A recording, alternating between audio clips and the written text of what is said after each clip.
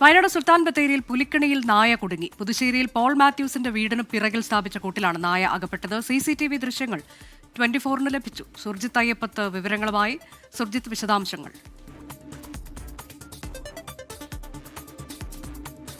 അനുജാതിൽ പ്രധാനപ്പെട്ട കാര്യം ഈ കുടുങ്ങിയ നായ പുറത്തേക്ക് ഇറങ്ങി പോകുന്നുണ്ട്. അതായത് വളരെ കൂളായി പുറത്തേക്ക് ഇറങ്ങി പോകുന്നതാണ്. നേരത്തെയും പുതുശ്ശേരിയിൽ പോൾ മാത്യൂസിന്റെ വീട്ടിൽ സമാനമായ രീതിയിൽ തന്നെ ഒരു നായ കുടുങ്ങിയിരുന്നു. അന്ന് ഈ കൂട് തുറന്ന് നായയെ അഴിച്ചുവിടുകയാണ് ഉണ്ടായിട്ടുള്ളത്. പക്ഷേ ഇവിടെ നായ കൂട്ടിൽ നിന്ന് പുറത്തേക്ക് ഇറങ്ങി ഇങ്ങനെ പോകുന്നതും ആ ദൃശ്യത്തിലുണ്ട്.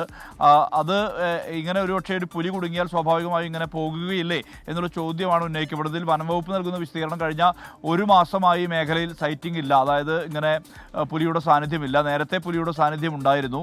അത് 3-4 തവണ ആ പ്രദേശത്ത് വന്നിട്ടുണ്ട്. അതായത് ആ പരിസരത്ത് വന്നിട്ടുണ്ട്. CCTV ദൃശ്യങ്ങളെല്ലാം തന്നെ പുറത്ത് വന്നതാണ്.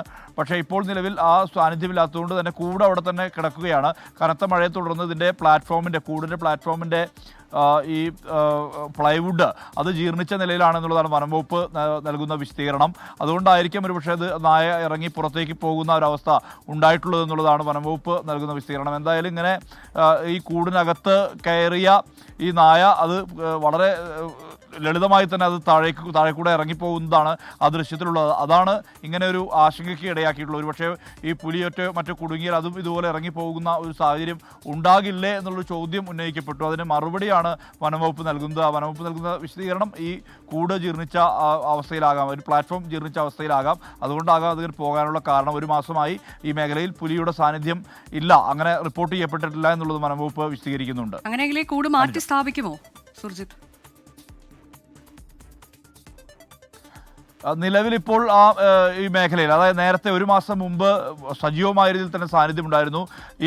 ഇത് മൈസൂരുവിൽ നിന്ന്, അതായത് മൈസൂരുവിലേക്ക് പോകുന്ന, ബത്തേരിയിൽ നിന്ന് മൈസൂരിലേക്ക് പോകുന്ന പ്രധാനപ്പെട്ട ദേശീയപാതയുടെ ഓരത്ത് തന്നെയാണ് പോൾ മാത്യൂസിൻ്റെ വീട്. അവിടെ എത്തി കോഴികളെ പിടിക്കുകയായിരുന്നു നിരന്തരം ഉണ്ടായിരുന്നത്. അതായത് 4 ദിവസത്തെ ഇടവേളകളിൽ പുലി എത്തുന്നു, അത് കോഴികളെ പിടിക്കുന്നു. അങ്ങനെ